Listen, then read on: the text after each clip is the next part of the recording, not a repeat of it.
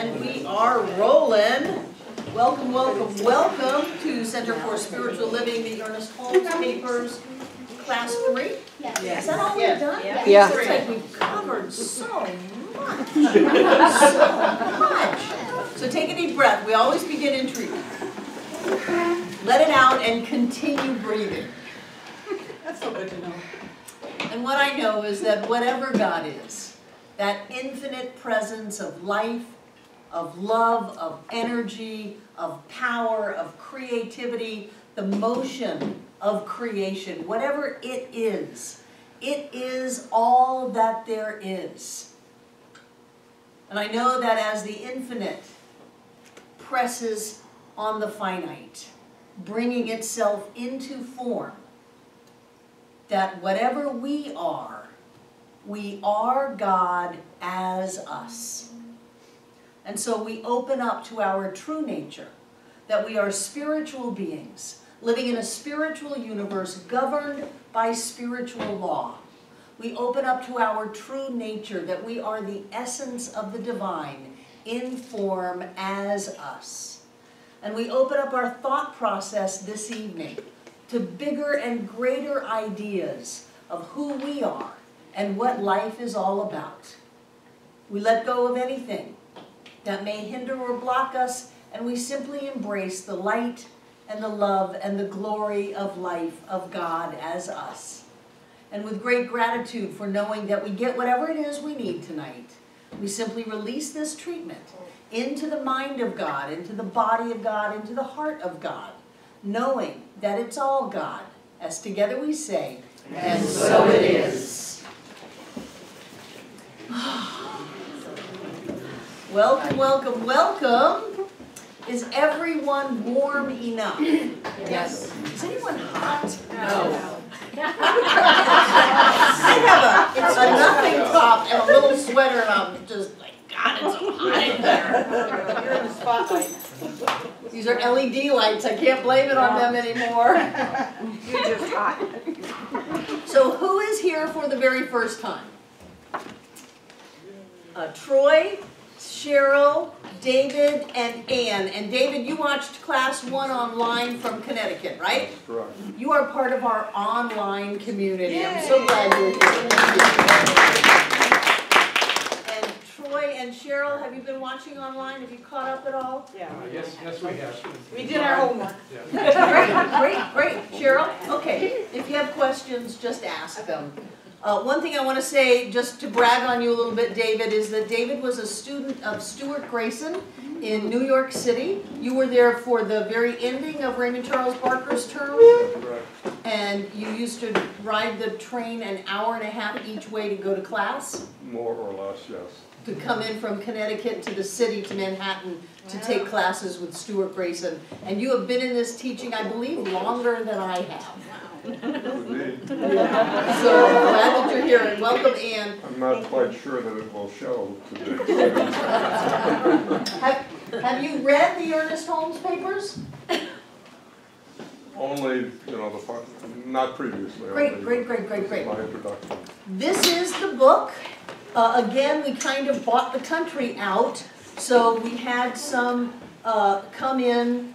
And I think they're stacked up in the back. There are some extra ones if you would like them.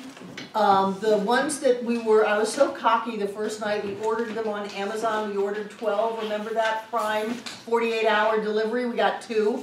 We still haven't gotten the other 10. So I'm going to have Kate cancel that order. But this is available in digital format on Barnes & Noble Nook and on Amazon Kindle. And you can read that in any reader or computer. Or you can get one of the hard books back there, but you will need the book. We do go through specifically what it says in the book. And if I don't even have any reading assignments because I want us to take as long as we need to go through what we need to go through. And if we go through a number of chapters in one night because we're done with them, that's great. And if we take one chapter and take a few weeks on it, that's great too. So we're on chapter 4, the power of the individual. We're moving into chapter 5, the definition of religious science. and just read up to that and just keep reading. They're short essays, but for me there are jaw droppers every couple of paragraphs where I've got to stop and just go, wow. This is so different from the original 1926 textbook that Ernest did. It's so different from Creative Mind and Creative Mind and Success, his first books, because it was, and I love both sides of his brain. I love the logic of the early writings. He would lay out an argument that was irrefutable about how God is present at every point. God is present in its entirety at the point of me, right now, period, end of story. And I can no longer hide behind, well, I'm only human, or I'm just a little part of God, or I've only got a little bit of the power. I can't hide behind that. And he would lay that argument out and then fill it up with circles and lines and V's and descriptions and tell you exactly what to do and how to use this law. These are the last couple of years of his life. And this gets very mystical, these lectures that he gave by invitation only to people who would come to his living room, and he would talk to them. And they were written down, every word that he said was transcribed, and George Bendel got a copy of it all, and years later put them together in this book. So if you have questions about where we've come up until now, please feel free to ask them.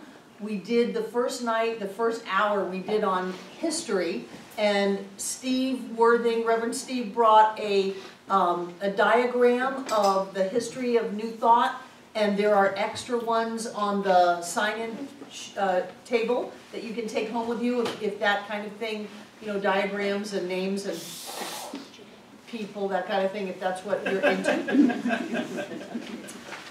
And other than that, we've just been talking about these amazing ideas. And so, do you have any questions or comments about the reading up until now? Just Susan. that I will be getting the book this evening. Could I just jump in at chapter 4 and then Sure. go back at another time? Sure. Sure. What I was saying was don't stop, don't, just read. Just read it. You know, just read it. This is usually I give you a syllabus and a reading assignment schedule and all of that, but this is much more organic and free-floating. Linda. Maybe it's just me, but on page 13 he's talking about get rid of the ego and you won't have any cause and effect. Okay, where is it? Almost in the middle of the book, second full paragraph. Buddha discovered. 13. Yeah, I'm seeing Buddha.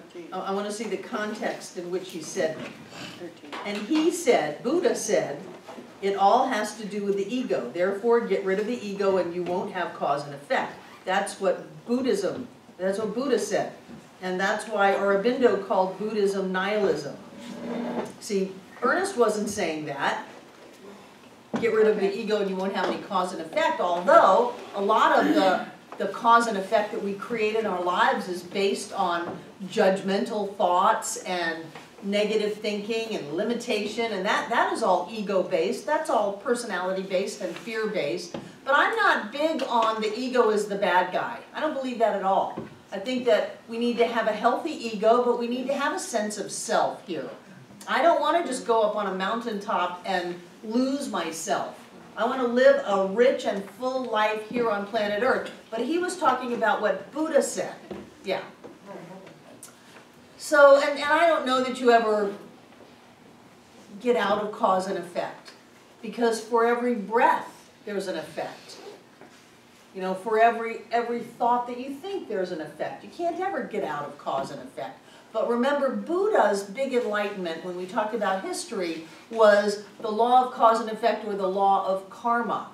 And Buddha's big revelation, whereas he came from Hinduism, that was karma was the justification of the caste system, that Buddha's big revelation was that your karma could be broken at any second. What do you mean broken? It means you didn't have to live out the karma of previous lifetimes. Put it in the context of the day. Hinduism India, that you're having a sucky life because you did something 3 lifetimes ago, and so you have to pay for it. That was karma. And what Buddha was saying was that no, that can be broken at any second. And what would break old karma, like if you think a thought and you don't want to live it out, what do? You think a different thought. You set a new cause in motion, and if you're thinking a negative thought and you don't want to live that out, what kind of a thought are you going to think? Positive. You're going to think a positive thought. So Buddha's big enlightenment was when you let go of all of the thoughts in your head and you just are one, in the oneness, with the one, as the one, of the one, then that changes everything. And so how it's come down in the last almost 3,000 years since Buddha was walking the earth is that he said that you can get rid of karma if you get rid of your ego. Now, did he say that? Who knows? You know. Jen. So on page 70, he's talking, it's kind of towards the middle, and down towards the middle, that paragraph where it says, how do we know this? 70. Ernest is saying, time is any measure of any experience but has no existence in and of itself. It is not an entity. The Zen Buddhist seeks to find that moment here, when here is no longer bound to there by a sequence of cause and effect. Okay, I'm with him so far. And then he went on to say, this is the reason why Jesus forgave people. So can you tell me how those two? The forgiveness? Yeah. Oh, because here is not bound by there. And what do you forgive people for? There, then. Okay. And if you're fully present in the now moment, there's nothing to forgive anybody for. Because there's nothing that anyone ever did. There's only the now moment. That's why these papers are very mystical. Yeah. Very mystical writings of Ernest. Jane. I only read this of the first book or whatever it is, first section. But What page are you on? page 11, and he's saying he's talking about Buddha. He says he's sitting there at the banyan tree or whatever tree it was. So he talks a lot like that in a very conversational way. Oh, he does. Yeah, and I love it. Yeah, this is giving you a sense of Ernest's personality.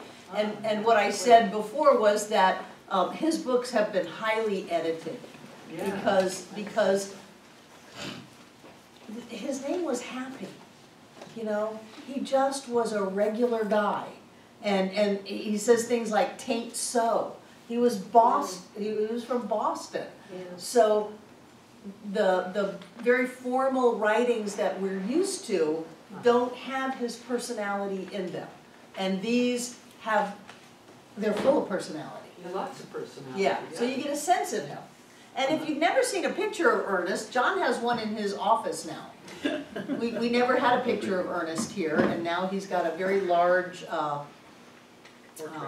portrait of Ernest in his office. So, great. Morgan. Okay, so I have a question about, quote, works. It's mentioned a couple of times in chapter 4. He starts out chapter 4 with the Hindu saying, we are saved by works. Right. And so, what exactly the works? So Demonstration? this is, I don't even know why he makes this argument, because we are not saved. We are not lost. We don't need to be saved. But the big argument in Christendom, and obviously in Hinduism too, is are you saved by grace or are you saved by works? Do you have to earn your salvation, which is what works are? Or is there an inherent goodness within you, which is grace, that forgives everything that you've ever done, and all is well? But we're not saved. We're not lost. Those works is deed? Deeds. You know how the Mormons have to go out and do their mission year? Those are their works. It's what are you doing to warrant eternal paradise? What did you do? And conversely, what did you do to warrant eternal damnation. None of those are true. For that matter, I love it in the same chapter where he says, or in the next one, where he says that when religion is free from superstition and philosophy gets rid of dualism and science merges into a mystical state, we will have the next and new religion of the world. And he claims this to be that. So, and what did we read last night? Hell will lose its heat, and heaven its appeal. You know, the old ideas are going to be thrown out on the rubbish heap with things that were superstitious. So I don't know, other than this was back in the 50s, and there was still a lot of pressure on Ernest to conform. That's nothing that we ever hear about. Kati was sharing that with me because she knew him. And he said that he got a lot of what we would term, you know, like hate mail kind of stuff from society and people, and pressure for him not to be so wild and crazy out there. So that he would say things like, traditional religion with heaven and hell and the devil and sin is all superstition. It's crazy stuff. And if anyone will think about what science is showing and how science got very mystical with Einstein's theory of relativity and with quantum physics and all of that, he said if anyone would open up their mind a little bit to think about that, you would realize how ridiculous this is. And so we have philosophy with all of its good and bad and right and wrong, and philosophers espouse ad nauseum on, you know, morality and the goodness of people and the evil and the badness of all of that. And we've got religion with God and the devil and heaven and hell and, you know, threats and all of that stuff.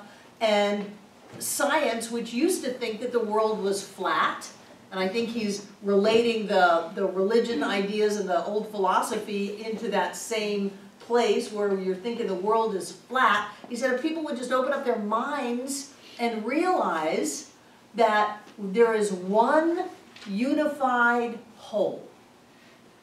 And all of the people who have had mystical experiences have all gotten that oneness. The Father within is one. Hear, O Israel, the Lord thy God is one. They've gotten this idea of oneness that Mayan, in Lakim, in Lakesh, you are another myself. That we are all one. If we would open up to this idea of oneness, which science is proving now, and let go of all of the duality in philosophy and let go of all of the superstition in religion, then you've really got a hold of something. And that's what he was saying this was. That this is the one idea about who we are and why we're here and what's really going on that makes any sense. That we are, whatever the divine is, whatever that, and even when we use the word God, we're taking this really big idea and cramming it into a little box. That whatever life is, whatever love is, whatever joy is, whatever light is, that it is all that there is. It has to be all that there is. And if it is all that there is, it must be all that it is at the point of you right now. Period, end of story. Barbara, can I ask a question that, maybe it's just me that this is bothering, but like, for instance, on page 66, he does this wonderful thing. He says, logic and reason compel us to accept that the universe is a unitary wholeness, but we do not stop to think what that means. Right. That it is a unitary wholeness. Right. That which is one naturally is undivided, indivisible. Therefore, all of it appears at any and every point within it. The totality of infinity is whatever you are thinking. All of God is right where you are. So it's great stuff, but then later on, I catch him talking about God the Father and ascribing pronouns, and that's the thing that trips me up, because whenever that happens, for me, that goes into duality. Yeah, so just don't go there. And this is Ernest. This is the way he talked. He was raised, his father was a minister. He was helping his mother research his father's sermons when he was a little kid. That's how he found Emerson. He was in a time where, you know, Matthew, Mark, Luke, and John, you think they're your cousins. You talk about them so much. And so he talked that way, he spoke that way. That's his speaking style. Both at the same time, so just, Yeah, things that he says that I don't agree with, I just ignore. okay. I do that with all of you too. Jane. That's one of the major women in the movement. She's very mystical. I can't remember her name. Emma Curtis Hopkins. Yeah, and he talks about her, and he even says, well, who understands her? He was her last student. Oh, yeah. So he apparently had difficulty understanding her ideas too. I mean, from the way he talked about her, it's just really difficult to understand. So he just laid it flat out. You're just falling in love with him, aren't you, Jane? Yeah, he's terrific. That's great. That's I great. love the truth. Okay. So we didn't quite finish up chapter 4 last week.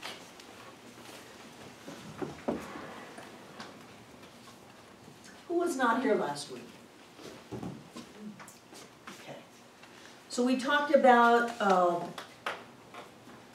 that there's a divine pattern,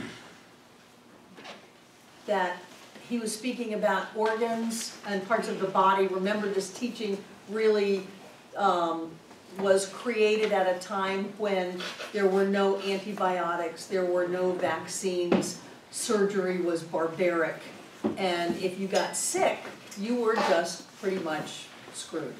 So they just didn't have that kind of thing back in the turn of the century, into the 1900s.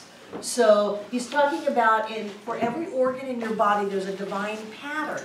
And if you become disconnected to that divine pattern, then illness is the result of that. Illness is not the result of germs or heredity or anything like that. Illness is the result of becoming disconnected from the divine pattern. And so he was talking about in your mental state, connecting with that divine power of your kidney or your liver or whatever, and coming back into alignment with that. And I would imagine that that's exactly what we do in spiritual mind treatment. We know the perfection and the wholeness of whatever that is, regardless of injury or disease or anything that may be occurring, and that's the level of the effect. We go back to cause, and people have healings. Because when we come back into alignment with the divine pattern, everything is divine, perfect, whole, and complete. And I would go so far as to say that each one of us completely has a divine pattern, that our lives have a divine pattern. And when we are frustrated or upset or feeling, demonstrating lack or limitation of any kind, that it's because we are out of alignment with our divine pattern, with the divinity that we are. And that our job is not to go and get another job and make more money or to fight with someone or prove our point. That's none of that. That's all in the world of effect. Our job is to go within and to realign our consciousness with this idea that spirit is what we are. That we are spirit. We are God.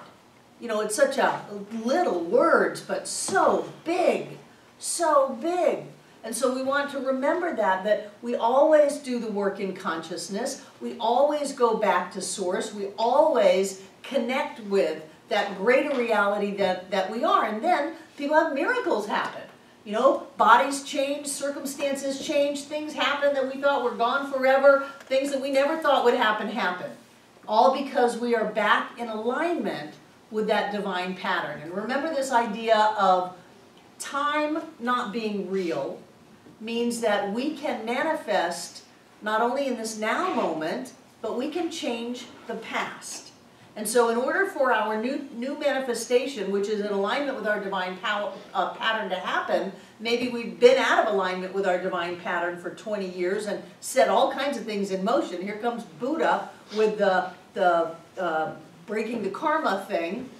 When we come into alignment, we come into a different state of consciousness, things can change 20 years ago to come to fruition so that we have something now.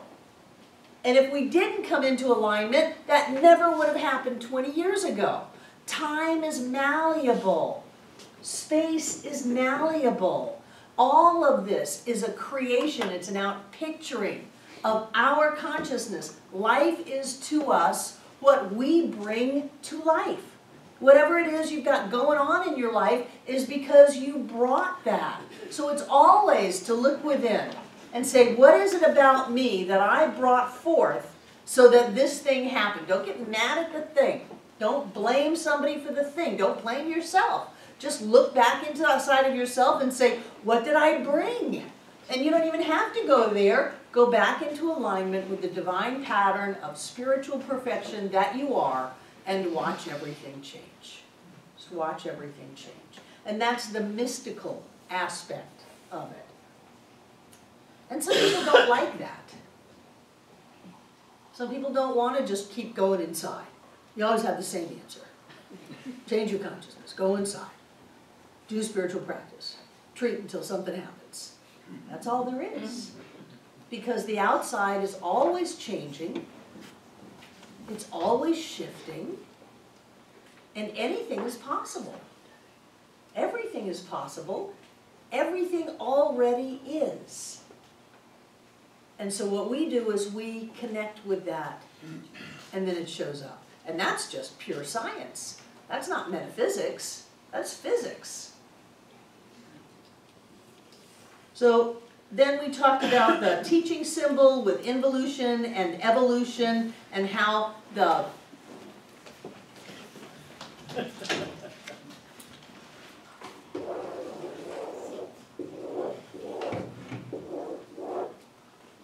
this part is so important.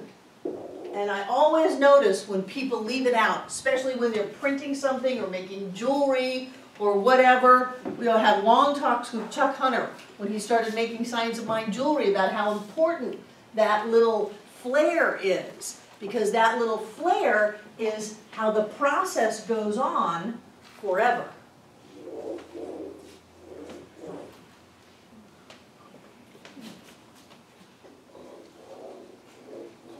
See that? We are constantly creating. It's not static. It's always, and what Ernest was talking about is that this is involution, this is spirit involving itself in the experience, involution, and this is evolution. This is us evolving into greater and greater levels of consciousness. Involution and evolution. It's not that complicated. Don't let it stumble you. And then we talked about these great ideas. When I see it, it is it seeing me at the level of my seeing it. Boy, if that's not mystical, I don't know what it is. When I see you, it is you seeing me at the level that I see you. So whatever I think about you, you become that to me. And so the Terry Harrington that I get is the one that I saw you as. It's like the studies done with the kindergarten kids, where you took these just normal, or I think maybe there was an advanced class and a slow class, and they switched them and told the teacher that the slow class was the advanced class. Most advanced kids they'd ever tested don't know how you're going to keep up with these kids, and the advanced kids were, well, these are, they probably used some graphic language back there, these are the slow kids, and you just try to do the best you can with them. And by the end of the year, that's exactly what they were. That the kids that had tested slow were the most advanced class they'd ever had, and these bright kids, because of the environment they were in, had just dumbed down, because that's what they were told. So when you get life, and this is the important thing, when you get life, life is to you what you expected it to be. There's a phrase that he's got that we take a pattern of our thought and hold it up to the universe that we believe is. And then what we get is the universe that we believed was. You said life is to me what? I am to life. Okay. The other kind of idea is God will be to you whatever you expect God to be. So if you want to, do we have children? If you want a kick-ass God, you know, then you have just this expectation that your God, whatever that means to you, is just amazing and pulls off miracle after miracle after miracle, is just there for you, just bringing all of this energy and love and light to your life, and that's your God, and that's the God that you'll get. If you want a God that's too busy for you, oh, I'm just this miserable person, and obviously you don't have time for me, that's the God that you'll get. Quan. So what you're saying, I know what you're saying. You're saying if life is rotten to you first, you still got to be good to life, so it can be good If you to want it to change, if life is rotten to you, there's some kind of rottenness inside. Yeah. You know, and that's the maturation process of the teaching. It starts off with, teach me how to have money. Or I have this diagnosis, teach me how to get healthy. Okay, I can do that. But then we need to mature and say, what is it that we have embodied in ourselves that we've had lack and limitation and illness in our lives, and how can we let that go? It's the forgiveness. It's the nobody ever did anything to you. Nothing ever happened to you. Life is for you. The universe is for you. If you've restricted the flow, in my opinion, just shows me how powerful you are. That you can restrict the divine flow of good in your life. Wow! Wow! Stop it. Just open up to it. And so we start letting people off the hook. We do self-forgiveness.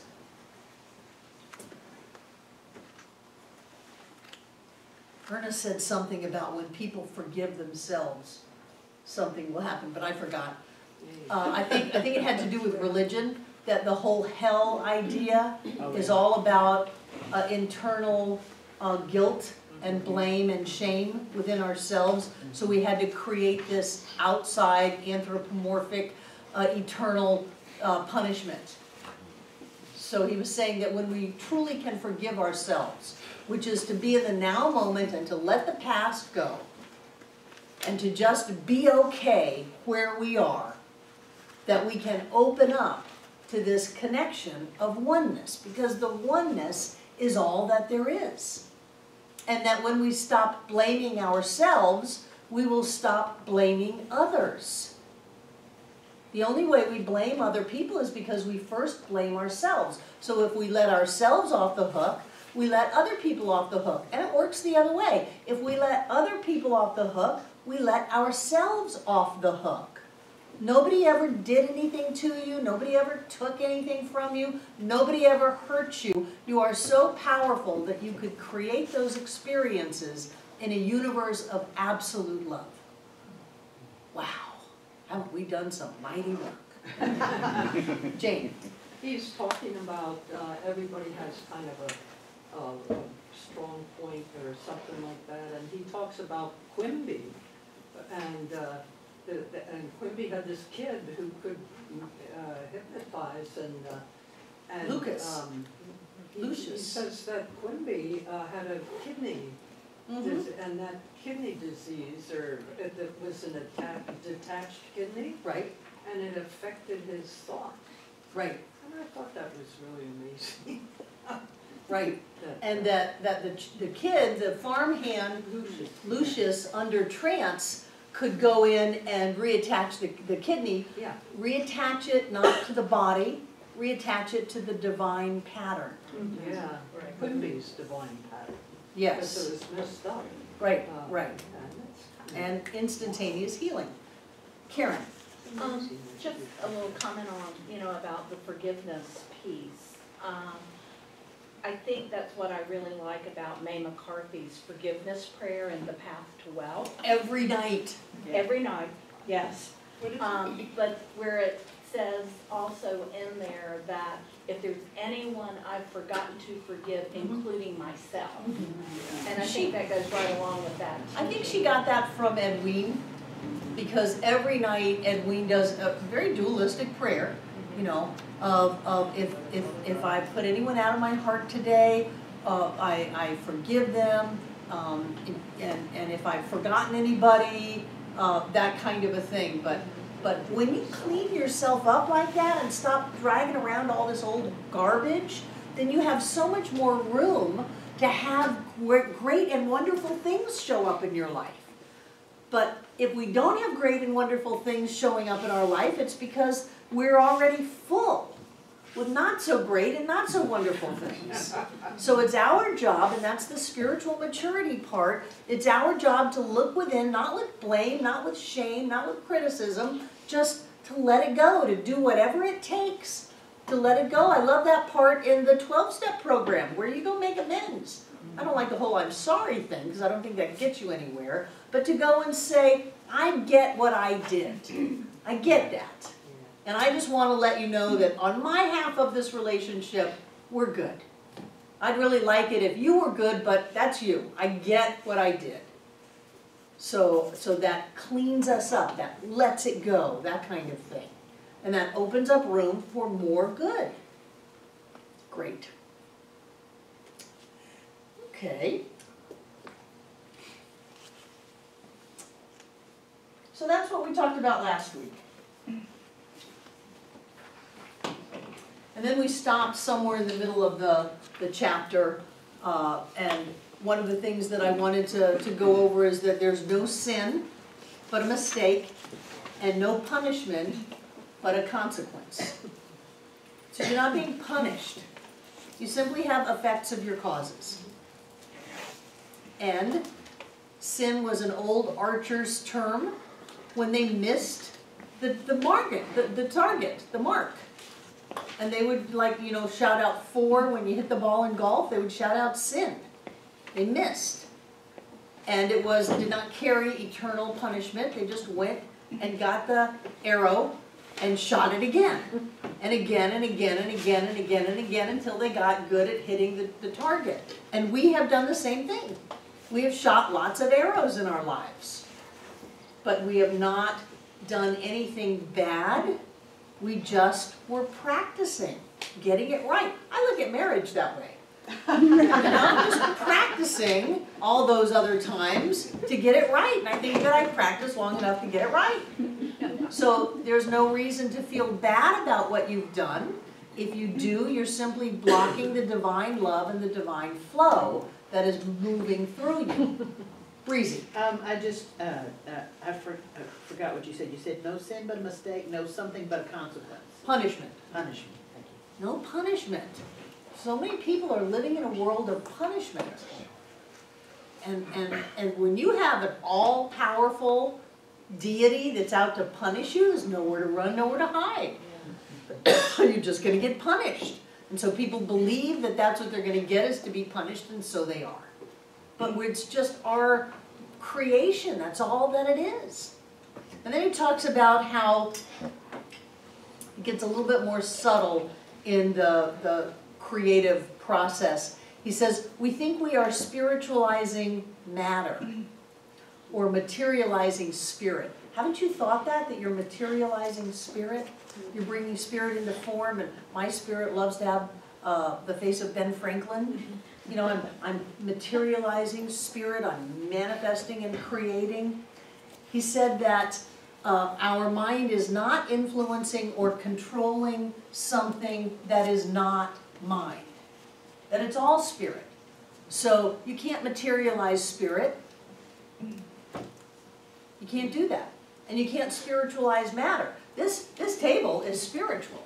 It's as spiritual as the Dalai Lama, because spirit is all that there is. And so when you think that you're going to take an energy and you're going to bring it into form and make matter out of it, you've moved into duality. Instead of the matter already exists. that which you want is already here. And so the pressure's off. Wow. Yeah, you're gonna give that back to me next time I give you 1,000 affirmations a day, aren't you? No, Barbara, it's already here, the pressure's off.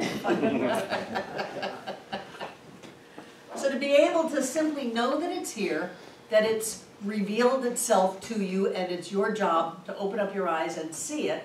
And remember I said that one of the ways I wrap my head around that is to feel like I'm looking through God's eyes, that these are my God eyes, kind of like putting on glasses. These are my God eyes. I'm looking at the world through God eyes. I'm looking at the world the same way that God sees it.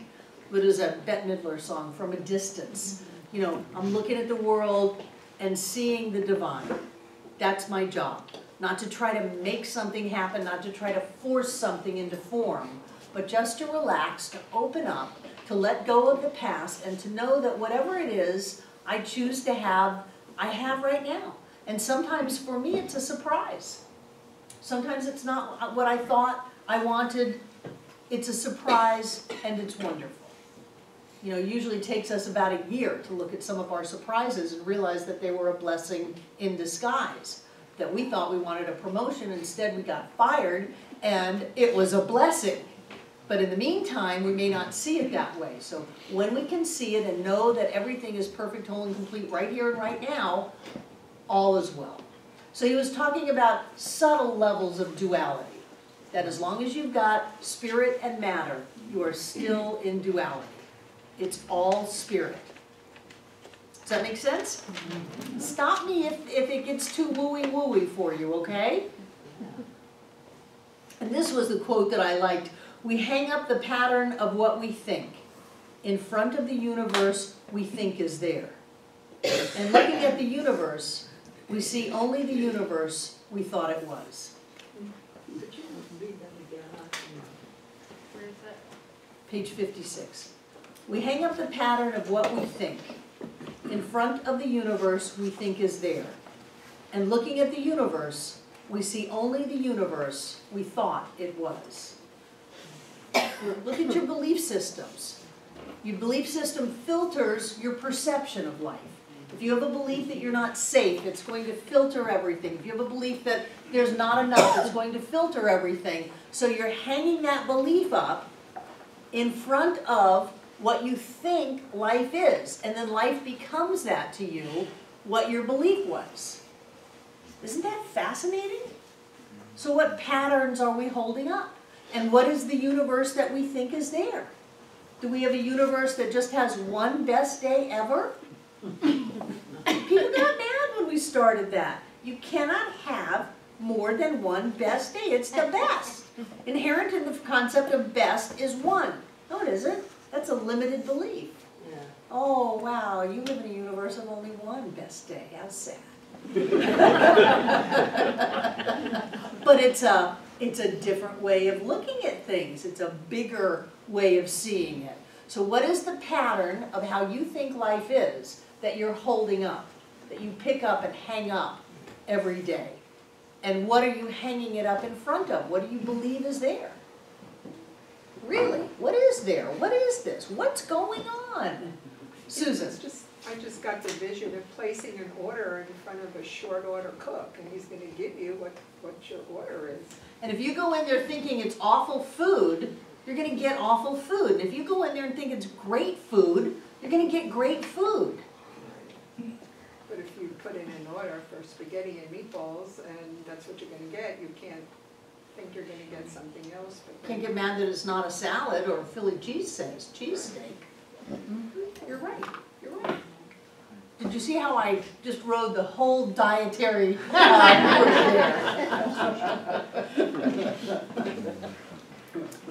And this is what closed the Power of the Individual chapter on page 60. Here and now, God himself goes forth into creation through us. We have accepted the gift of life and are now playing with it on the shores of time, where the waters of the infinite wash our feet. Yet all eternity seems in our hearts. We are embraced, held in the soft embrace of that which is pure love and perfect peace. Wow. So it is. Really? We're playing on the shores of time. Life is a game. Lawrence Scovel Shin, The Game of Life and How to Play It. Life is a game. And the infinite is just washing up on our feet. And eternity is in our hearts. Lighten up. Everything is okay. Let life lift you. Let life give to you. And watch how things shift. And that's very much the process of Ernest's life. Although he always said in the textbook, if you're doing treatment work and you're tired, you're doing it wrong. You're trying to manipulate or force it. What you're really supposed to be doing is coming into alignment with the idea that it's already there, and that is an uplifting experience. But it still kind of shows the path his life took of wanting to define things and analyze them and diagram them out and very much teach people. That was in the Depression. He was teaching thousands and thousands of people a week how to use the power of mind, the power of thought, the power of the word to create a better life. And then he goes to, you're standing on the shores of the infinite and you're playing on the shores of time with the infinite lapping at your feet. That's all we're doing. This lifetime, whatever other lifetimes there are, he did not believe in reincarnation. I do. I've met people I knew before. I've been places I've been before. So I don't care, but life is eternal. Who knows what body we're going to pick up next time? But this life is just a game. It's a playtime. I think that there was like some big cosmic game or lottery or whatever, and we all won. And we got to come experience time and space. We got to come experience blue and yellow and sunrises and mountains and oceans and cold and taste. I mean, taste, wow. How great is that? Sound that we've already won. So let's not forget to claim our prize and to enjoy our life. Because we already got it, we already won it. Troy. Well, just that quote, there's one line. We shall know that here and now, God himself goes forth anew into creation through us. Mm-hmm. So that really opens the door that to be in a line with that which is really to be nothing more to be done than to be true to your inner vision, because it's all a journey of self-discovery. It's all done in consciousness. In consciousness. Yes, yes, that's it. It's all done in consciousness. And when we stop dealing at the level of secondary causation, which is trying to manipulate the world of effects into a structure or pattern that we like, when we stop doing that, and we simply work within on our connection, on our oneness, on our ability to see the perfection in our lives, then everything changes. Yeah, but you know, it gets confusing. You say to be in line, and then the question comes up, oh my God, what is in line? What does that mean? But it just. Well, I think you said in line. Yeah, Yeah. to be in line with that which is truly within you. To express yourself. Well, I would say to just be connected with the oneness. Because that which is truly in you is truly in everyone. You don't have a unique in you. No, you don't have it unique, but you yourself are unique because no two people are the same. Right. So if I find things going askew in my life, my job is to go back inside of myself and reconnect with that divine pattern that holds the name of Barbara Waterhouse. To get that everything is fine, you know, God is still all that there is. I'm a spiritual being. Everything is falling into place. These are half-baked cakes. Don't freak out when you open up the oven and it hasn't risen yet. There's a time element involved. All is well. And by then I'm just calming down and coming back into connection and back into that experience of a relaxed, accepting, connected, loving, joy-filled feeling. And for me, that's when things change. Instead of, oh, I gotta do more gratitude letters, and I gotta do my forgiveness letters, and I gotta go here, and I gotta do that, and oh my gosh, I need to go, you know, whatever. That's dealing at the level of effect, and that is secondary cause. First cause is spirit. First cause is God. First cause is the absolute, the infinite, the self-existent cause that is what we are. And our ability to open up to that changes everything in our lives. It heals bodies, it manifests money, it brings people in. It's wonderful. Jen, and then David. You were talking about conscious. I love when Consciousness. Yeah, I love when he says a progressive evolution is the result of the conscious. It has nothing to do with our theology, the virgin birth, the immaculate conception, which don't mean anything to anyone who has any sense. Don't worry about it. Every conception is immaculate. Everything is a virgin birth, even a potato. What page is that? That's 115. Good, good, good, good. David. I'd like to comment on the remark, we shall know that here and now God himself goes forth anew into creation through us. To me, is what that is saying is that God, by individualizing himself as you, has made you its seat of operation. And it gives to humanity and the world its ideas, its knowledge, and its intelligence. But that is not enough. You must translate what is given to you in terms of those ideas and intelligence into mental practice and action. So Thomas Edison had the idea, was given the idea of an electric light. If he had not taken that idea and translated into his thought, we very well may be sitting here in the dark, or more likely, somebody else would be attributed the, quote, the discovery of the electric light. So it's just the process by which it moves through us as individuals. And that's what intuition is. That's what guidance is. And so we talked about this last week, how all of these patents will come all at once because at some level the birth of the idea happened.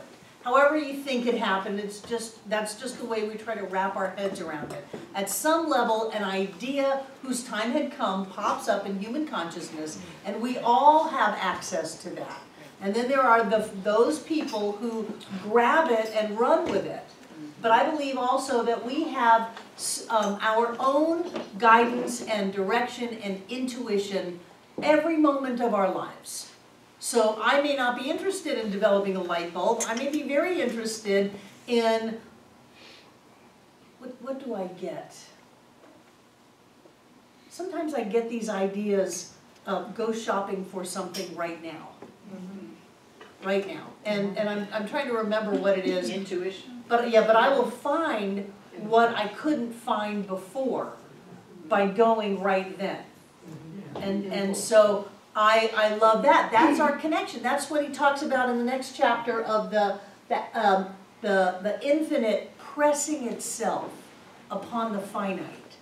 And so whether you see it as God talking to you, which sometimes intuition comes in words, or whether you see it as an idea in the collective consciousness that pops up and everybody's got access to it, whether you see it as a personal message to you or a universal message to everyone, however you want to describe it, there's something going on here where we are portals to something huge.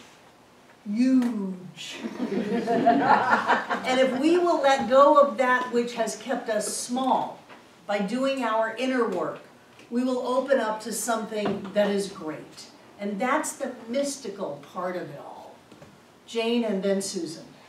Thank you, Dave. What do you do with, if you're visiting somebody in a mental hospital and one of the patients is convinced that they are I don't Jesus care. Christ? I don't care. Why does it bother you that someone thinks something? Anybody thinks anything. Yeah. Your only business is what does Jane think? Yeah, I see.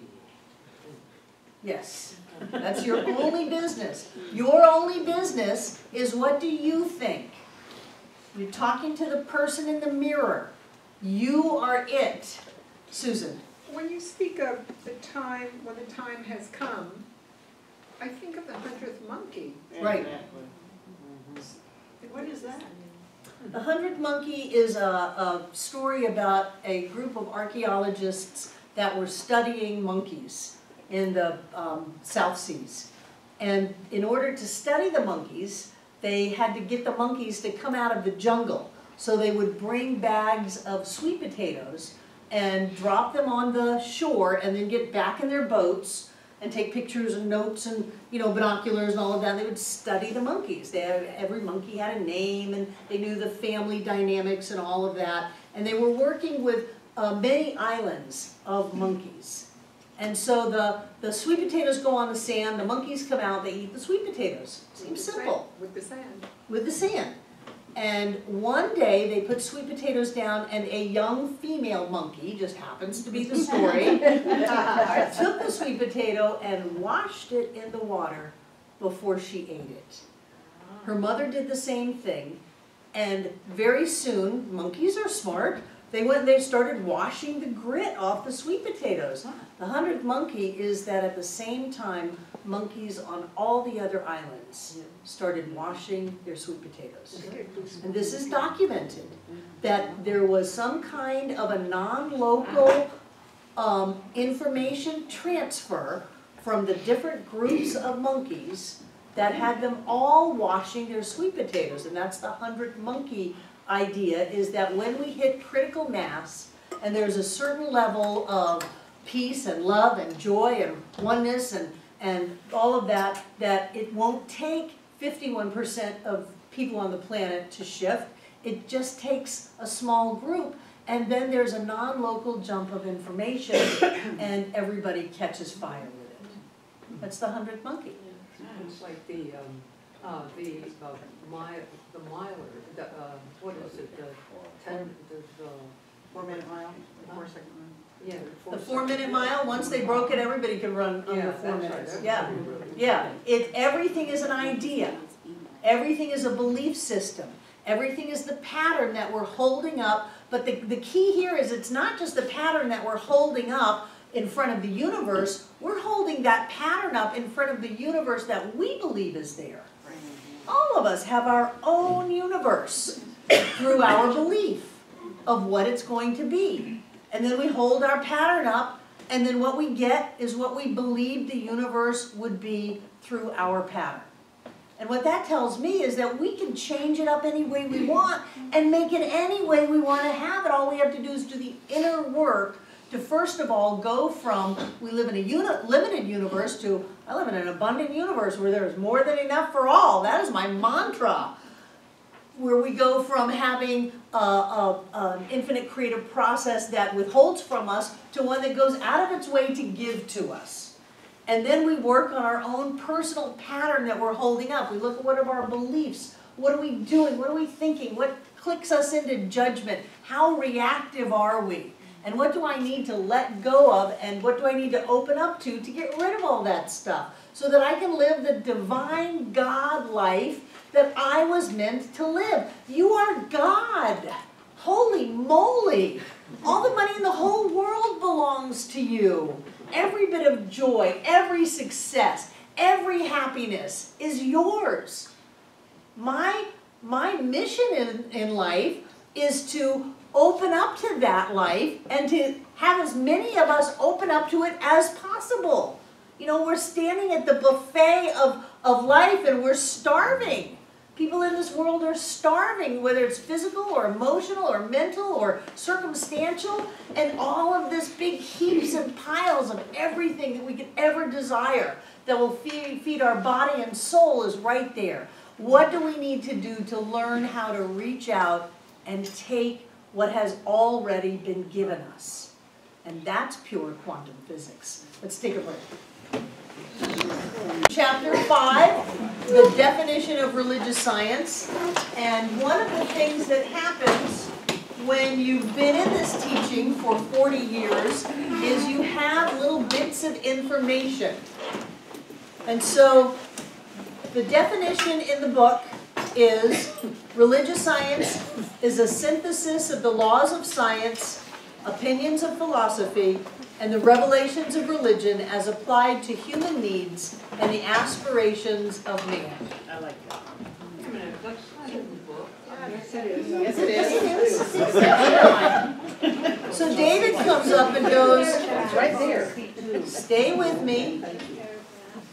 So David comes up and says, I've never heard it that way. Oh, 62 is what It's she in read. italics. It's all over. That religious science is a synthesis.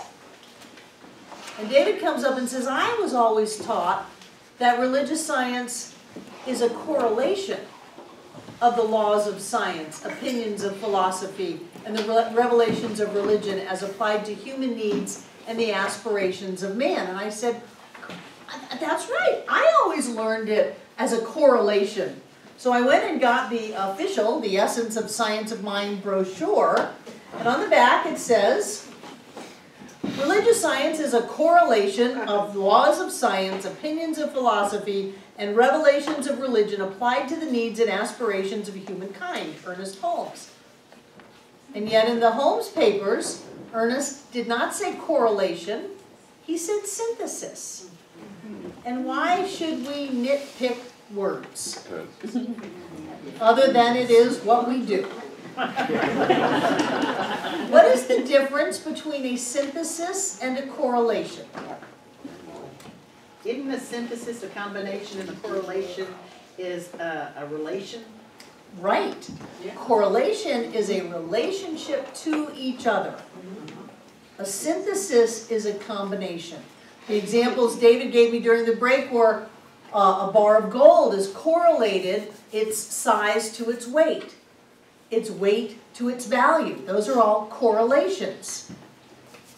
Photosynthesis is the taking of carbon and sunlight, Carbon dioxide and sunlight, and creating, oxygen. thank you, my And science then teacher,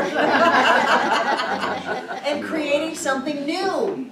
So a synthesis takes the laws of science, the opinions of philosophy, and the revelations of religion and creates something new out of it. A correlation sees what the relationship of science to philosophy to religion is. So the synthesis would be taking lead and turning it into gold. I like that. Thank you. There you go. I'm still working on that. That's the good way to do it. David. I'd just like to make one other comment since we're talking about the definition. I don't know if anybody else checked it, but the definition is exactly 25 words. Right, it always was, yes. Yes. What is that going to do with him? He was given the task to create a definition in 25 words by someone at Stanford, something like that. And he did, 25 words, but he said synthesis. Yeah, Mabel Kinney from the state board, because they wanted a definition to write in their program. Right. He said synthesis. And he was edited into correlation. That's one reason I love these lectures. Because synthesis is different than correlation. Correlation is a very intellectual, abstract idea of this is reference to this and this is reference to this, and it's all over there. A synthesis is a transmutation of something into something new. So he's taking science, he's taking philosophy, he's taking religion, and transmuting it into something new. Jen. He's talking about a guy named, that he's reading. Ernest is reading a guy named Aurobindo, Sri Aurobindo wrote The Life Divine. Enlightened Intellect of Modern India. And this guy said that the transcendence, by which he means the absolute, does not reconcile, it transmutes. Right, I Exactly. often misquote that, yeah. It's exactly what we're talking about. Right, my misquote that you've heard over the years is transcendence transmutes. It does not rectify. Reconcile. No, that's my misquote. Okay. Yeah, That's right. that's what you've heard me say for years. And Ernest got that from Aurobindo, that transcendence doesn't reconcile. It transmutes, it changes the nature of things. When you move into that greater consciousness and awareness, everything changes. And you're not trying to work a deal out with life. This is not a used car dealership. We're not trying to say, okay, I'll forgive my mother and then you pay the rent, okay? Okay, we're gonna work out these deals. No, you just move into love and then the very nature of the experience shifts. It's a whole different world. Quan. I think like translating this is like is for me it's kind of easy because it's like translating this book is like the philosophy of the book. It's like the words are the forms and they point to the truth, the ultimate reality. Right. And the 25-word statement or whatever is the same thing. Everybody's nitpicking, but if you just read it and soak it in, it just everything points to the ultimate truth, and it's just everybody's nitpicking at forms. And well, that's the philosophy difference of the between book. correlation and synthesis is an important distinction. Mm-hmm. But you are very right brain and you are very mystical to begin with. So when someone points, you automatically look to where they're pointing. A lot of people look to the finger. Mm-hmm. You know, it's an important difference. If you see someone pointing, are you looking at their hand or are you looking up to see where they're pointing to? You naturally look to where it's pointing. Mm-hmm. Yeah. Good. Good. Okay.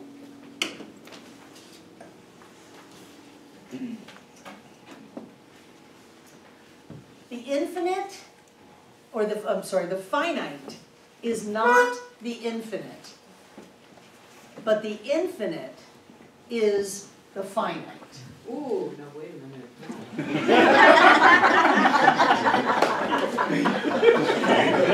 I love you, Jane.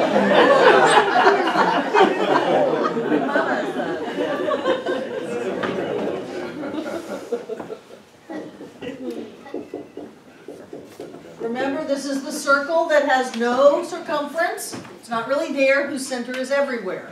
So, the finite is held within the infinite.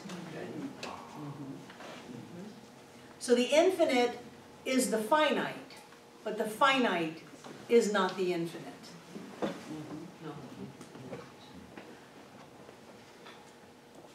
I'm just cracking your brain is all. I just want you to go, huh? Wow. My brain just exploded. Good. Jane's brain just exploded. No, imploded. Imploded. Well, if we're God, if everything is God in its totality, well, I guess, yeah, I just got caught up.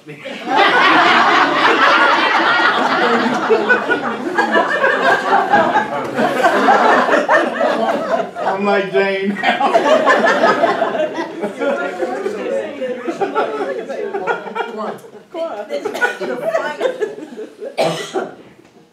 The finite is not the infinite, but the infinite is the finite.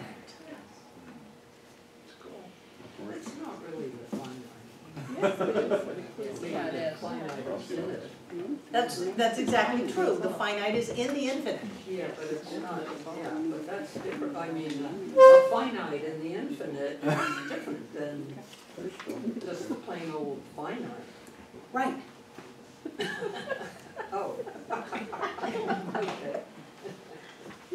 I know you when you know me, because the mind in you that knows me is the mind in me that knows you. I know. This is why treatment works. Because we are points of the one mind. And I can know something for you in a spiritual mind treatment and have it demonstrate, my practice student over there going, yeah, and have it demonstrate in your life. Because we are points of the same mind.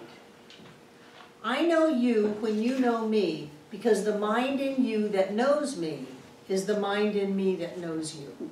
It's all one mind. There is one unitary wholeness. So, Barbara, is that what you said before? When I see you, it is on the level of you seeing me? Exactly. Same thing. It's the same thing. The mountain is to me what I believe the mountain to be. The only God you'll ever see is the God that looks back at you in the mirror. So when you get up and you think this is a happy day, it's a happy day. Exactly. There you go. Exactly. Unless you have a belief system that says you don't get to be happy. Everybody else gets to be happy but you. And that's the inner work. And then we go to, well, my gosh, what am I being punished for? Well, because you're an awful person. Okay, well, let's do some forgiveness work on that. Let's forgive the people who told you that, maybe beat it into you. Let's let all of that go. Come back to this now moment and open up to the beauty and the wonder of life. And then the universe that you believe is grows and expands into a loving, safe, wonderful place. The pattern of thought that you hold up to it is that today is a happy day, and then the universe that you get is today is a happy day and it's a wonderful, safe, loving, joy-filled place. That's why the inner work is so important. So important. And I love these letters. Just give it to me in different ways of saying it at deeper levels than there's a law in the universe that responds to your thought, and whatever you think and whatever you speak and whatever your intention is in your belief systems, that's what you're going to create in your life. Well, that's true, but there are much more deeper ways of seeing that. People think that this is a very simplistic teaching. And I've actually had leaders in this movement say that this teaching is only to get you, remember we did the to me, by me, through me, as me? Mm-hmm. That this teaching will only take you to by me. Mm-hmm. That's absurd. This is one of the most mystical and deepest philosophies I've ever been exposed to in my life. Oh, I don't even want to tell you who that was, Mary Love. Okay. So what is it that the now moment does for you? It opens you up, it frees you, Jane. Frees you from what? From the past? From the past. Yeah. Hey, that's a deal.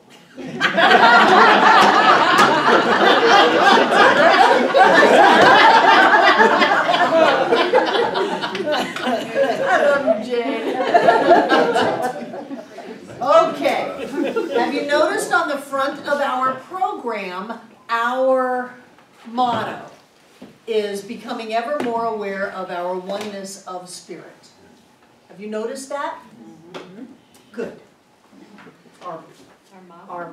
Well, I don't know what we call it. Our Mission statement? Well, no, that's not our mission statement. Your catchphrase? My mission statement is to teach the science of mind to anybody who will stay still long enough to listen.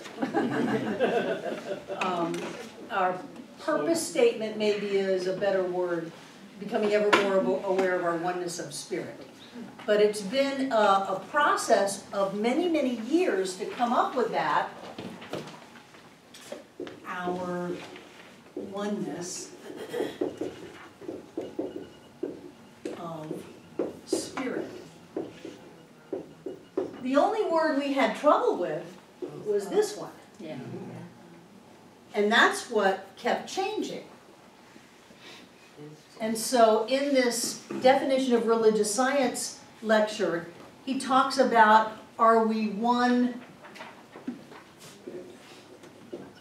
with God? Now, can it be in, By God. one in spirit? For God. Are we, that's the next one, are we one in spirit? In God. Are we spirit? For God. Or one of spirit? Are we spirit? By God. So if we are one with God, what does that mean? There's two. Separate. Two separate things that we are trying to connect, right? And if we are one in spirit, what does that mean? It's like the finite and the infinite. It's like, here's spirit, and here we are, one. We're in it. The problem with that is that in order for a oneness to exist, it must exist in its totality at every point simultaneously. I know, that's a lot of words. That we're not a little piece of the divine. We are the divine. And even Ernest vacillated on that. In the revised textbook, he talks about exactly that, that in order for a unity or a oneness to exist, it must exist in its totality at every point simultaneously. All of spirit is manifest as you now. And then at another point he said, well, we're not all of God, that's ridiculous. And so it was even a quandary for him. But if you are one in spirit, we are one in the spirit, well, not really. And words are important so that we can understand this.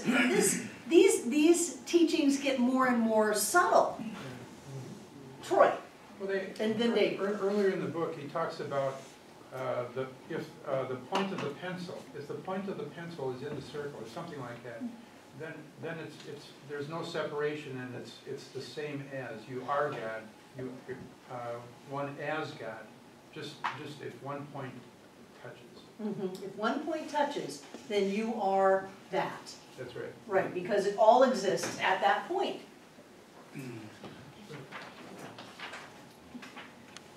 So he talked about something that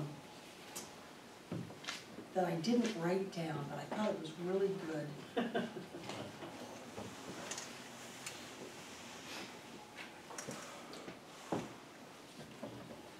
I forget what it was, but he talks about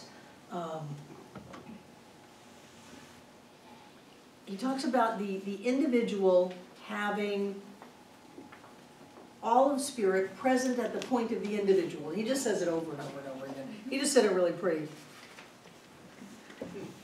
So, if we're not one in spirit and we're not one with spirit, what does this mean? Of spirit. We are. That we are spirit. I forgot to tell David. I was looking for my quote. I know, it's all good. So where my mind goes with this and what works for me is, I notice very often that my mind wants to work in binary. It's either this or that. But it can all be true. And that's a paradox. But that's okay, because paradox is still contained within the oneness of all that is. So there's an ego self or a mind self that can imagine itself to be separate. Right, But it's only an imagination. right. It's like a little game, because in fact, I am one in and with. There goes those words. One of. And I can imagine myself, and all of that is part of the wholeness. So it's all there at the same time. Now, I have a different experience when I know myself as being of spirit. Exactly. And I allow myself to know myself primarily as of spirit. And I have experiences when it doesn't seem like that's true. Right. But all of that exists at the same time. I can choose where I want to be in this mix. Right, as an individualized expression of spirit Yes. instead of an individual. Remember, we talked about that right off the bat, that we are the verb of spirit expressing. We are not a noun, because a noun makes us separate. There's God and us. But as that ofness, then that includes with and in. Just like the infinite includes the finite. The absolute includes the relative. But the absolute is not limited to the relative, and the infinite is not limited to the finite. It's bigger than that, so it includes it. An individualization of spirit can include a feeling of oneness or with or God and me kind of a thing. The game that we play with our CSO letter that we got from Mae McCarthy, that many of us still do a year and a half later, is it helps us to let it go, to turn it over. Write a gratitude letter to the CSO. Well, that's just spirit in us, as us now. So how about as? Where was that in all of this? We had that for a long time. Our oneness as spirit. And John the professor came up one day and said, it's not as, it's of. And it took us a while to really wrap our heads around that. What does is, and why is that wrong? I don't know, it just is. Drew? For me, it goes back to many different faiths, science, particle physics, the whole 9 yards. Existence, non-existence, and the quasi-state between the two. It can be a dessert topping and a floor cleaner. In an aerosol can. Right. I mean, it can be all things simultaneously. Right, but what I want to do is make sure that we don't get stuck here Right. in the world of duality at a subtler plane. Oh, well, I'm one with spirit. Then that means spirit's over there, and I'm one with it. That's like Ernest wrote the second step of treatment and called it unification. How can you unify a oneness? You can't. You have to have two different things to unify. That's why you never heard that here. It was always, I renamed it back in Miami to identification. I identify my true nature as spirit. Sue? You knew I was going to raise my hand. No, somebody raised their hand over here, didn't they? That was you, keep going. Go ahead. So David said something about paradox, and I find myself in the place where two different things both live in me, and it's almost impossible to believe one more than the other. And I just want to read what he said here. What page are you on? I'm on 76. Okay. At the bottom. Not all the combined power and intelligence of the human race could produce a single rosebud except it first complied with the law. Money cannot buy this power, position cannot command it, for it is not for trade. And yet in the heart of the most humble, as in the most exalted, this power forever dwells as the Spirit of the Most High. Is it then that as the Spirit of God dwells in man, it follows that he is God? No. As the child is not its father, so man is not God. He is in union with the Father, and as he more and more comes to realize this divine union of the Father and himself, he begins to see how it is that Jesus, who always lived from the spiritual standpoint, could say, what the Son seeth the Father do, that do what the Son was. So, and then he goes on. So this is, it could be viewed as a contradiction of what we're talking about, and yet there's a part of this that feels true to me. It's the spirit of it instead of the letter of it. Yeah. Like Juan was saying, don't get bogged down in every last little word. But he's saying very specifically something here. He's saying, no, man is not God. And when we talk about,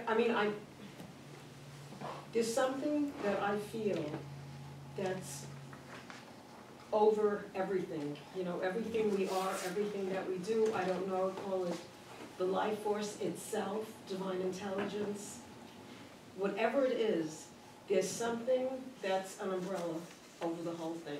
Exactly, and when you feel it, it is awe. That's, So. it is awe, and there really are no words. Mhm. Am I it? I feel that I am from it. Am I it in its totality? I don't feel that I am. Well, that's because you're dealing with your personality, your conscious mind, and the part of you focused in time and space. There's no way we can get the totality of the divine. We just can't. We can be it, but we're not going to get it, not with this brain, not in this format. And yet when people transition, they just, oh, it's so beautiful. Well, they're getting more of it because they've let go of this plane and this density. But any of us who don't understand what you're saying, I wouldn't believe there's anybody in the room who doesn't understand that there is something. There is a power and a presence that when you open up to it and tune into it, it is huge, huge. And it does stuff. I like that quote that he says, such is the power of right thinking that it solves every problem, answers every question, you know, it transforms everything. This is what we're doing. We're going to, there's a bigger something. There's something that is, it's glorious, it's magnificent, it's filled with awe, and you can touch it, the touch of the divine. But I don't want us to translate that to, there's a God out there, and I'm over here, because when we're in trouble, that's when we want to dualize, is that a word? Yeah, it is now. We want to dualize and have either, you know, then we run into the victim, rescuer, perpetrator triangle, and we have a God that will save us, or we've got a God that will hurt us, that kind of thing. So absolutely, don't you feel the presence? Yes. And isn't it beyond words? And still, I want to learn how to manifest. But I want to learn how to manifest from this bigger place, from this higher state. And that's what, to me, these papers are about, these classes are about. And it's filled with intuition and guidance and serendipity and synchronicity and magic. Life is just this amazing experience when you're coming from that space. Yeah. And it feels like it's right there, and it feels like it's far away all at the same time. Yeah, that's the paradox. Yes, Jane? I did have an experience that was very similar to that when I was like 10, and a lot was going on in my house, and I had to run out of it. And I went to a neighbor's house, yard, and suddenly I just was in a whole other, like a universe. It was so beautiful, and everything was so beautiful. And so I've been trying to figure out how to get back there. I mean, it's, your conscious mind cannot. Those are peak experiences. There are books written about that. And yeah, you want to get back there, but you can't. You can never go back there, but you can always touch it a little bit. But how did it just suddenly come to pass one time, you know, when I was 10? This is what everybody says. How come I only got one? At least you got that. Sue, did you have your hand up, Troy? Well, I did, but, well, I don't know, I think I'll leave it go. Okay. Sue. So I think of these things as a gift. It's a gift to you.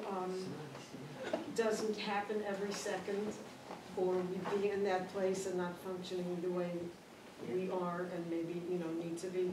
But I've had those, and they're experiences to be so appreciated, and so, I mean, they're glimpses into something, and once you've had that glimpse, or even somebody else telling you about that glimpse, you know it's there. Right. You may not be experiencing it every second. It's like near-death experiences. You're never afraid of dying. You can't control It's like, it. okay. ready anytime. I guess that's native teaching about wear death on your shoulder. Boy, if that's what dying is like, then living is the hard part. Who had their hand up over here? Anybody? Drew. I was doing some writing and some research, and this whole oneness thing. Going back to ancient sources, modern, and this, and everybody's perspective on it. I looked at the word, like, we're called humans. That's strange, okay, accepted. What does that mean? What does it all really mean? And what I found out through an exhaustive search is human is actually two words. Hugh and man. And what does hue mean? Huma. Who is the ancient word from antiquity, meaning the original breath or word of creation from divine, infinite God, man is fortified with the spirit of. And in Sanskrit, manu literally means mankind.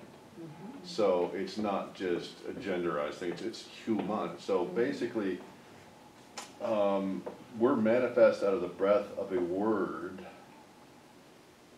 out of the breath of a word, and imbued with all the attributes and power of its speaker.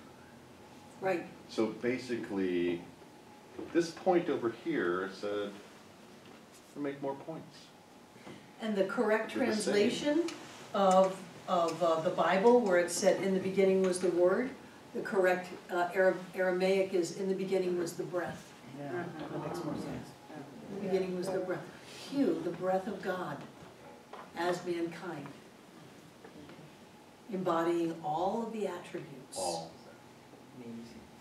That's it. Every one of them.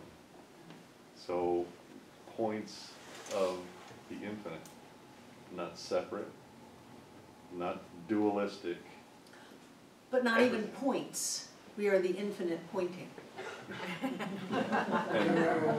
Ooh, I know. The infinite points as us. Because if we are points, we are separate.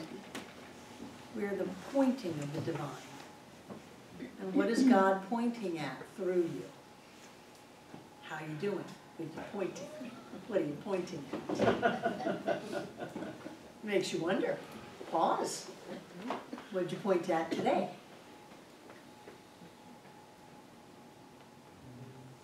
I love this class. Troy. Well, the only, that's, every authoritative source that I've ever seen, the last word is, I am that. I am that. There's no separation. I am that I am. And the only place it gets tricky is when there may be a confusion between that little I and the big I. But if you got that together, you're okay. The infinite holds the finite. So the big I always holds the little I. That spiritual essence that we are always holds our personality, our thought process, our focus in time and space, but it is not limited by that. What happens when we get into trouble is we try to take the giant massiveness of spirit and cram it into our personality. There's no way that's going to work. That's why we're just the verb of spirit, constantly evolving and changing. Involution, evolution, involution, evolution. Constantly evolving and changing, constantly evolving in consciousness. And even when we don't think that that's true, it's still true. I love that. You can't screw this up. The only thing that it's going to take is time, and it doesn't exist. Don't worry about it. Lighten up. Relax. Let yourself off the hook. Let everybody else off the hook. Everybody else off the hook. Yeah. And watch the miracles flow. Because life is a miracle. Look at all the backlog you've got piled up. Just take your finger out of the dam, out of the dike. Let it just come on.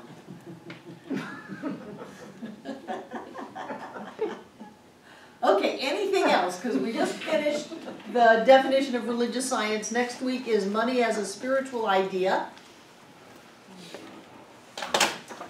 Did you learn something tonight? No. Are you confused? Good. Good. Good. David. Since I'm not going to be here next week, I have a comment on that chapter. Money is a spiritual idea. If you read that, or when you read that, you're going to see it's very different from the previous 3 chapters.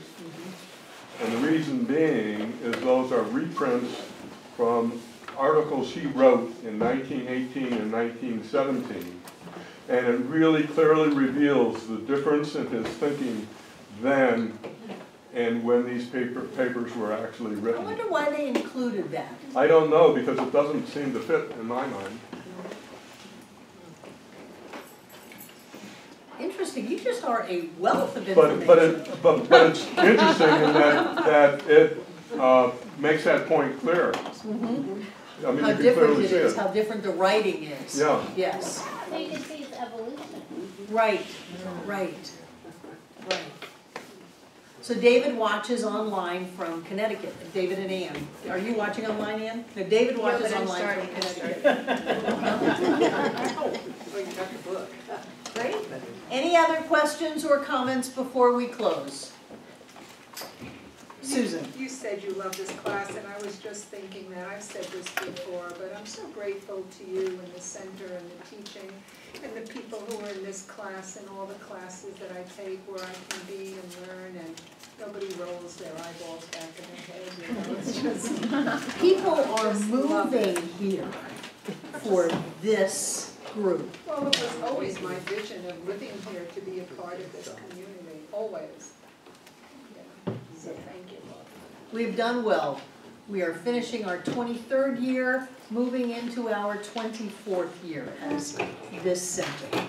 And we have done well. We have an old movie that we used to show all the time, and probably nobody in this room has ever seen it. I have. Deb and Mary have seen it, of when we, of the building and the creating of this center, starting off with day one in our living room, building the mobile home into a center out in Fairview, and then building from here over this first phase of the building.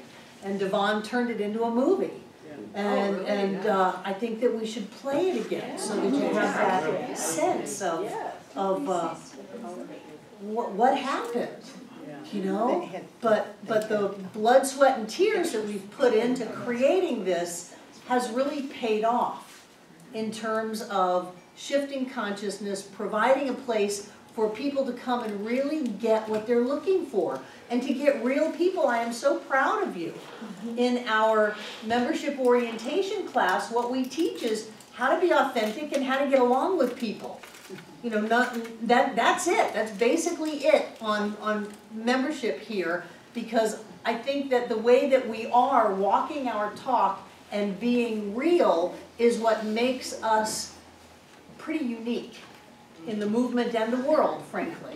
So that energy of people being willing to let things go, to grow from it, to take responsibility, and to love, and to be open, and to let it go, let it go, let it go, be in the now, creates an energy. Michael and Jan, you know, Jan, you came here once and went home and told Michael you were moving here. And it took 2 years, right?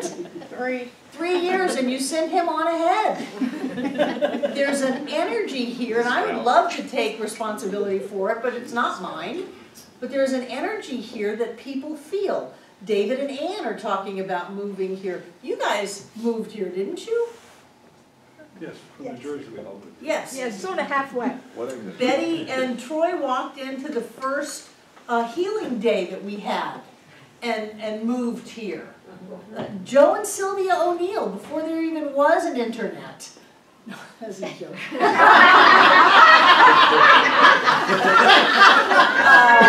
And you don't have to worry about them seeing this. They came down here for something and went back to their cabin on Lake, is Does anybody know? Yes, Greenville? like, Somewhere in, New York.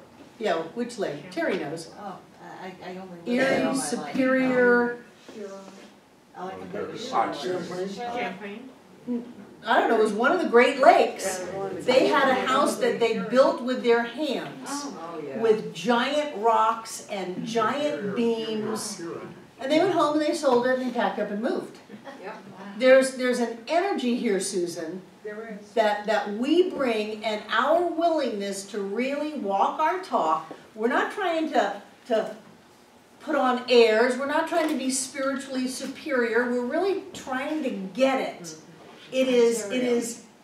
What? Ontario. Joe said he could fish off his deck, and he was so close to the lake. So there's an energy here that people get, and it's like the tuning fork, where one tuning fork is struck and another one comes up next to it and just starts to sing. We are the tuning forks that have been struck, and people come and their soul starts to sing, and they are irresistibly drawn here. I read an email from someone who's watching online. Hello, all of you people watching online. And they said that I'm working to the end of moving there as quickly as possible, to be able to be in the room. It's something amazing that we have right now. Something's happening. And the coffee.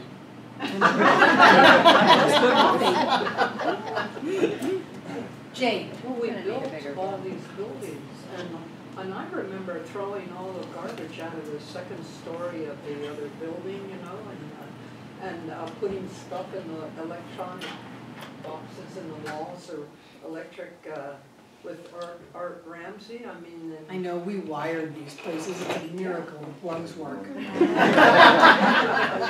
Yeah. No, It was. It's all God. So you're right, Jane, you're right.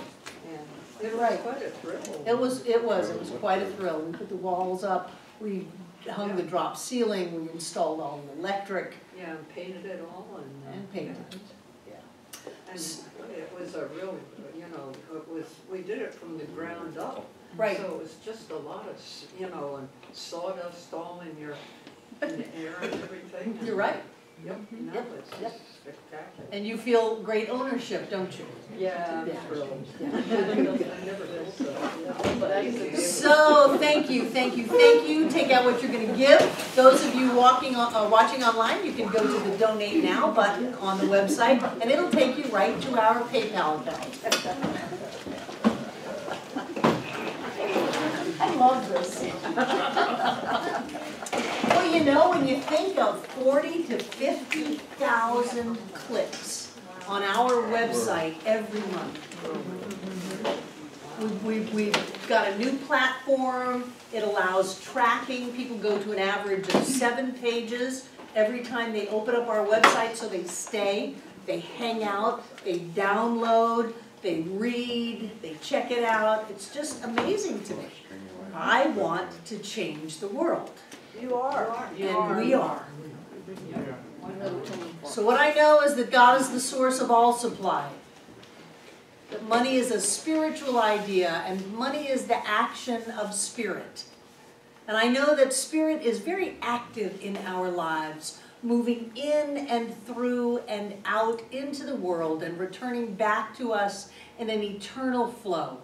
I know that as we give, we set spiritual law in motion.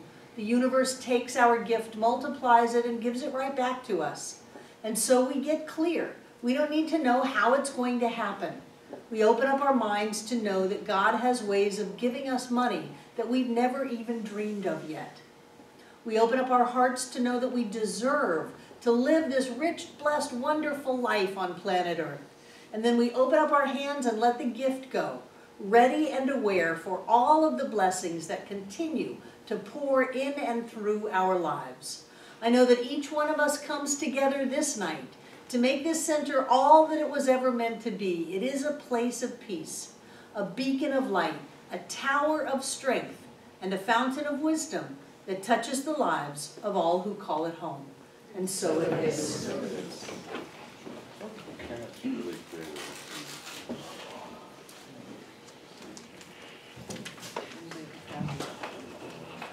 Hold the energy. Just feel it grow, growing like a big spiral of evolution, a spiral of prosperity and abundance. Just feel it grow.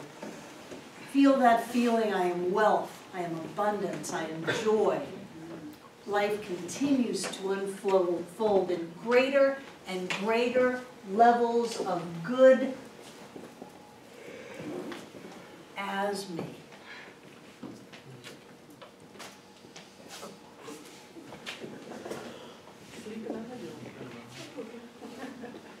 Jane, there's only the now, it's okay. The now.